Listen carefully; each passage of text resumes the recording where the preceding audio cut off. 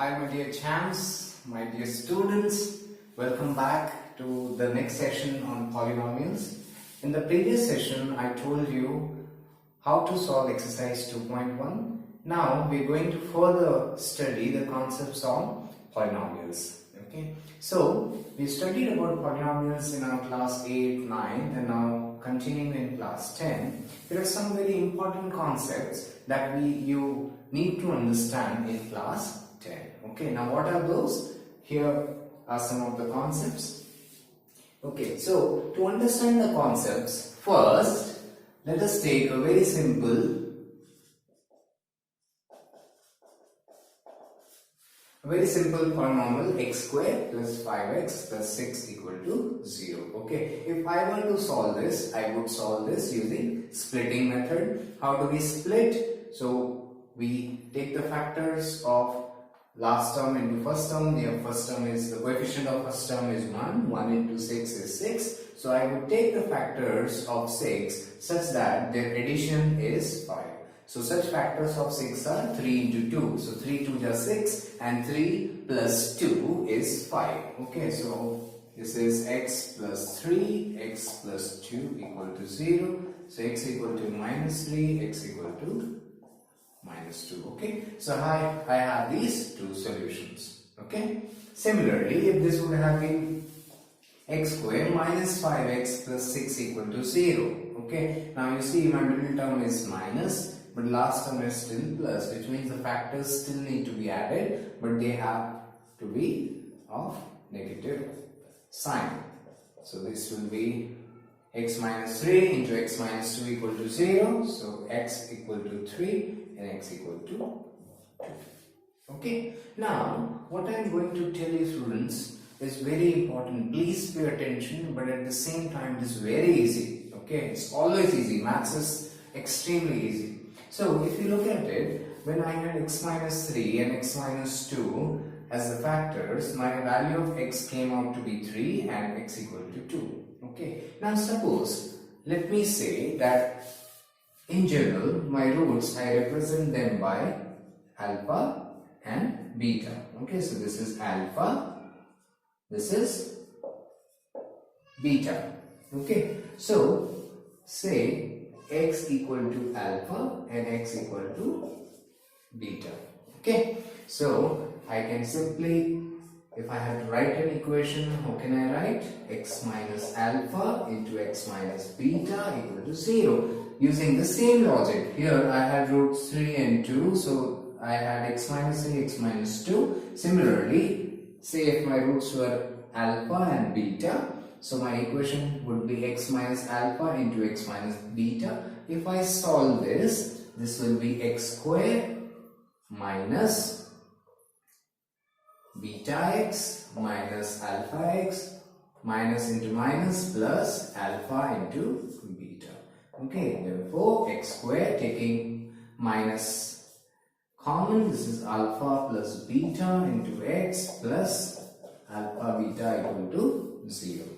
Okay, so here, my dear friends, what I want you to observe is any polynomial can be represented as variable square, any quadratic polynomial as variable square minus sum of roots into x plus product of roots equal to 0. Okay, sum of roots alpha plus beta, product means multiplication of roots alpha into beta. Okay, this is very, very important, my friends. Okay, now given this, I told you that the standard form of a quadratic polynomial is ax squared plus bx plus c equal to 0. Okay, so what I do is I write here ax squared plus bx plus c equal to 0. Okay, now here I have x squared with no coefficient. So what I would do, so that it is easy to equate, I would divide this entire equation by a. Okay, why? Because I want x squared to be alone, because here x squared is alone. So I divide by a. Okay, so this becomes ax squared by a plus bx by a plus c by a equal to 0.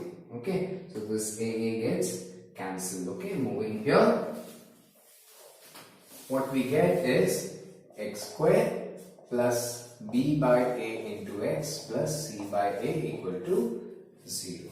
Okay, so comparing this with x square minus sum of roots into x plus product of roots equal to 0, what do I get? Okay, is b by a is equal to minus sum of roots, okay, and c by a as product of roots.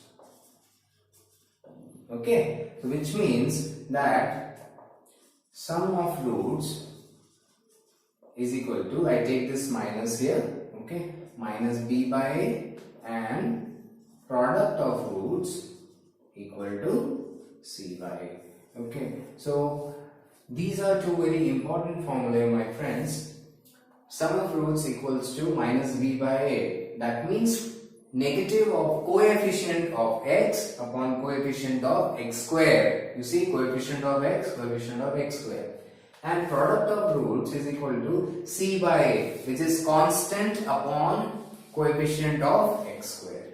Okay, so minus b by a and c by a is sum of roots, product of roots. Okay, now very simplistically, if sum of roots is given to you and product of roots is given to you, it is very easy to form a polynomial. Okay, so if I were to form a polynomial, say with sum of roots given to me, okay, so say sum of roots is given to me as 8, okay, and product of roots is given to me as 15. Okay, so if sum of roots is 8 and product of roots is 15, how do I form the equation? Is using this. Okay, so x square minus sum of roots, so sum of roots is 8 into x plus product of roots is 15 equal to 0. So this is my polynomial.